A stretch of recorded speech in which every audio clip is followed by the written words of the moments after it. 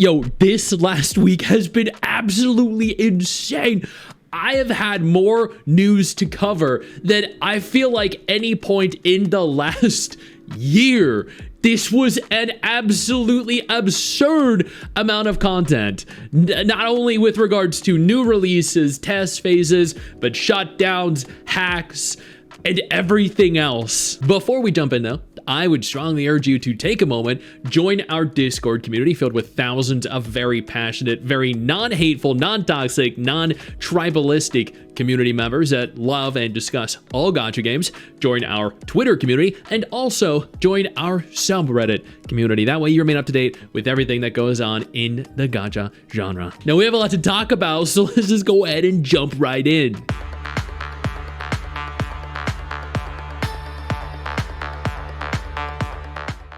As you all know, Neverness to Everness confirmed they were going to be officially releasing on the 29th of April 2026. What you didn't know was that they are also now officially releasing onto the Apple Mac. That's going to make the game even more approachable and even more accessible to players. Brown Dust 2 held their 1,000-day live stream. They teased new story, they teased new skins and characters, they gave loads of freebies, but the most important thing of all was that their live stream was actually taken down. Shin posted this over on Reddit. I was actually alerted to this over on Twitter as well, but the live stream actually violated their terms of service or community guidelines for being too explicit, so they had to take it down. That's actually unbelievable. I mean, on the one hand, what an epic win to have the game be just in such a phenomenal degenerate state, but at the same time, what a freaking fail to have it taken down as a direct result of it being such an epic win. Punishing Grey Raven teased their next character, Dervesha, and I mean, I saw her character. God damn. What actually took me by surprise though was that there were some people that were upset with this character. The Nervesha reveal looks fire, but Chinese PGR community is on fire. If you're interested in that, you can find out more. I might actually do a dedicated video going over everything because I am curious myself. Starseed Asnia Trigger postponed their server merge due to a virus that was actually circulating. I saw this on Twitter. That was unreal. I don't know too much about it, but it was indefinitely postponed. Indefinitely. The studio's internal computers and internal network have been infected with a malicious virus. That's hilarious. Apparently 20 of the 50 employees resigned in the form of voluntary resignation. Wow, this might actually be something I need to cover in a dedicated video because that's wild. ReMemento White Shadow, well, the official Twitter for ReMemento White Shadow, is tweeting a brand new game, Fairy Twins. You'd think that they'd have their own Twitter for this, but no. Instead of, interestingly enough, continuing to work on ReMemento, which they promised they would, they had a brand new publisher. They had new funding to overhaul various aspects of the game. Instead of this, they decided that they're just going to hold a playtest for Fairy Twins instead. A brand new game, completely different from ReMemento, and it actually looks kind of shit. I don't know anyone that actually really genuinely liked it. It looks like a crappy version of Stellasora. So if you want a better version of this, just play Stellasora. Hololive Dream, which is a rhythm game, is on the Google Play app for pre-registration. For those of you that want to pre-register, you can right now. Another Hololive game. Black Beacon China has officially announced end of service. And I think while I did call this, and while I did get blamed for Black Beacon shutting down, I'd also like to point out that China get a permanent game mode, a version of the game that allows for them to continue to log in and consume the content indefinitely. Global had the entirety of their version shut down. China gets to keep a playable version even after the game ends. And people thought at the time that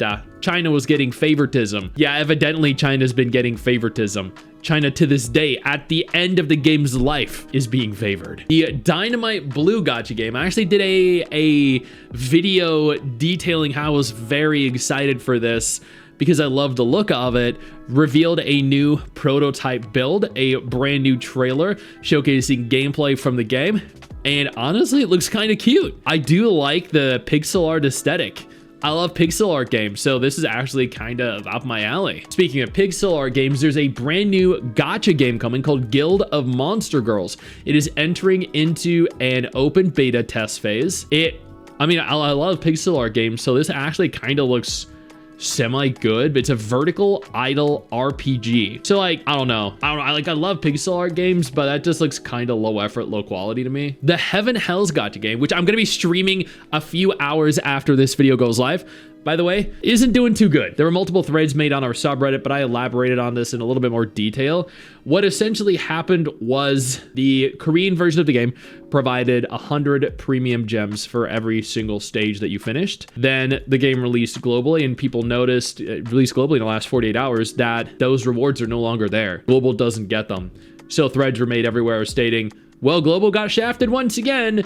There it is, Korean, Chinese, Japanese favoritism. And then someone updated it stating, no, on the contrary, well, yes, Global did get shafted. The Korean version had an update just like a week ago, or a little over a week ago, that removed all rewards, all gem-related rewards. This might have been because they were anticipating releasing globally, but this now affects all future Korean players. Everyone that played HeavenHells originally got those thousands, tens of thousands of premium currency just by playing the game. Global and every Korean player moving forward gets nothing. That is terrible. That is absolutely terrible. Now, I still think the game could be very fun, but going into it knowing that you're going to potentially have thousands less premium currency to do pulls for, that kind of leaves me disappointed. And it's hard to remain objective after seeing that. Yo, I don't mean to interrupt the video, but I need to take a moment here to thank all my incredible patrons over on Patreon whose support continues to allow for me to do regular videos like this every single day on this channel. Thank y'all so much, including our YouTube channel members.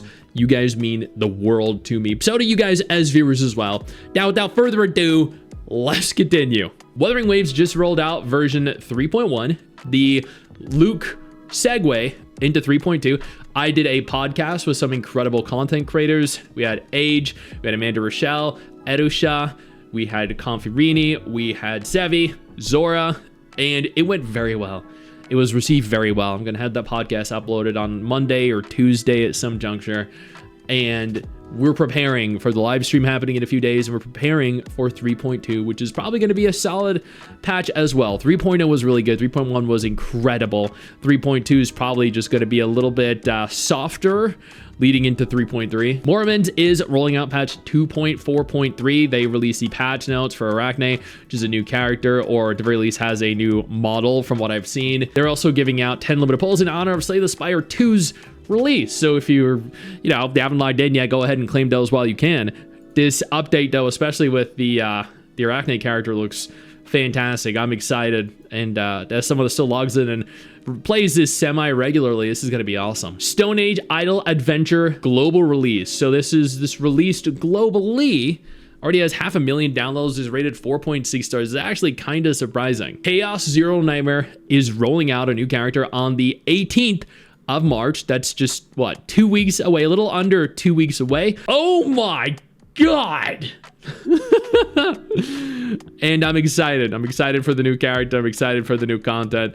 And maybe getting sponsored for it as well, because they've sponsored me for every patch so far. Taimanin Squad just released. I did a dedicated video on it about 2 hours ago. The video is, I think, sitting at about, what, 3,000-ish views? Yeah. And honestly, it wasn't very good. I would give this about like a 3.5 to 4 out of 10. It really was not very good. I urge you to watch that video if you're at all interested in potentially playing Taimanin Squad. I'm gonna have a video up in pretty much the same vein for HeavenHells tomorrow, or later today, actually, as the video going live. Reverse 1999's official YouTube channel was hacked. They had 14,000 people watching this hacked live stream that was going on. There was an official announcement made on the Discord stating that the global YouTube account had been hacked by a crypto scam. Don't trust anything it posts until the situation was had been resolved. Sorry for the inconvenience. It looks like the Reverse 1999 channel is back, which is great news. They addressed this publicly very quickly, literally within a few hours of it happening. And I stated that. I said that didn't take them a day, didn't take them a week. They addressed this very quickly publicly, which is a huge W for them. Neo Artifact is another gacha game that just released on March 5th, 2026. It was supposed to release globally, but apparently it didn't. By globally, they meant certain regions and excluding certain other regions. The characters look great. The combat looks great. The game itself looks great. And maybe one day we'll actually be able to play globally. Arknights Endfield revealed so much is coming in version 1.1. So much is coming in version 1.2, 1.3, and future versions of the game. They rolled out full official patch notes, which detail everything. There's a lot to cover, a lot to do. I can't wait to stream this when it hits. Tong Tong is coming as a new character. Rossi is coming as a new character as well. And I'd also like to point out they do have this small login bonus right now where you can log in and obtain over the period of 3 days 2 basic headhunting permits and 500 ore barrel. There are people that are, for whatever reason, spreading that this is a 1.1 login event when the reality is it's not. This is just a reward for the sake of rewarding players, which I think is a big win. Rewinding Cadence released a brand new trailer in anticipation of their upcoming technical tests, and it looks freaking good. Absolutely mind-blowingly good for this early of a test phase. I can't wait to be able to stream this. I cannot wait to be able to play this and see exactly what it offers. Star Sailors is another game that just launched about a week ago, a little over a week ago. I did a dedicated video as part of the Player Pass Brutal Honest Thoughts series where I detailed everything, just like I did Taimanin Squad. It's gotten over 7,000 views so far.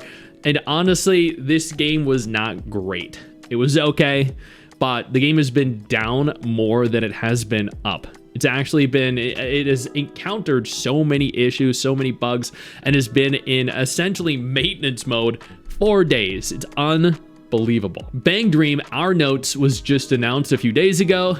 I've covered this in the past. I think it's really cool. I'm a fan of the intellectual property myself. I can't wait to be able to play this. It is releasing globally, which is very, very cool. They also sponsored me, which was sick. I mean, getting sponsored to play games from franchises that you love is such a surreal experience. Granblue Fantasy is now officially coming to Steam. The Steam page is live. The Steam page is open. Snowbreak. Oh my God, what an absolute mess this has been. The game has been down now for almost a week, maybe approximately a week now. And that's because there were a group of people that attacked it and took it offline. I've done videos on this going over how after they shut Snowbreak down for an undisclosed amount of time, it's been almost a week so far, it could be multiple weeks before it gets brought back online, they have targeted Azure Lane, Apocalypse, Anchorpanic, Nikke, Girls Frontline 2, and others. I haven't, honestly, this actually escalated even beyond this, and I have a dedicated video coming on that in the next couple days, but I've been giving it time to kind of just mellow out, but on the contrary, things have just continued to escalate rapidly out of control, which is unbelievable. But you know what? What can you do other than report it for everyone to see? Now, that is everything that happened in the gacha genre that mattered to me over the course of the last week. You're now up to date. This was a very long video. You're welcome.